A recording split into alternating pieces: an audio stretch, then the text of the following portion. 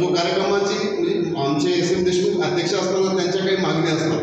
खरं तर आम्ही आता या ठिकाणी बसल्या आदरणीय मंत्री महोदय, केंद्रीय मंत्री महोदयांना सांगितलं की 2 दिवसापूर्वीच आमच्या रायगड जिल्ह्यामध्ये की आमचे मुख्य विश्वस्त एस.एम. देशमुख सरांनी सांगितलं होतं की हा जो पत्रकार संरक्षण कायदा आहे, राज्यात पत्रकार संरक्षण कायदा आहे, मगाशी मी मंत्री महोदय, राज्याचे मंत्री महोदय त्यांनाही सांगितलं की आपल्याकडे राज्यामध्ये संरक्षण कायदा आहे, परंतु त्याची अंमलबजावणी पाहिजे. त्याची अंमलबजावणी त्या त्वरेने त्या अंमलबजावणी होत नाही, त्या कार्यक्षमतेने होत नाही, ती झाली पाहिजे अशी मागणी आमचे विश्वस्त एस.एम. देशमुख सरांनी सांगितले की आता केंद्रीय स्तरावर म्हणजे पूर्ण देशभरात हा पत्रकार संरक्षण कायदा लागू झाला पाहिजे अशी आमची मागणी आहे, आमच्या एस.एम. देशमुख सरांची मागणी. कारण आपण मित्रांनो पाहिलं की साधारणपणे 6 दिवसापूर्वी एक सांगली जिल्ह्यातील या ठिकाणी पत्रकार प्रसाद पिसा या पत्रकारावर अगदी कसा हल्ला झाला त्याचे CCTV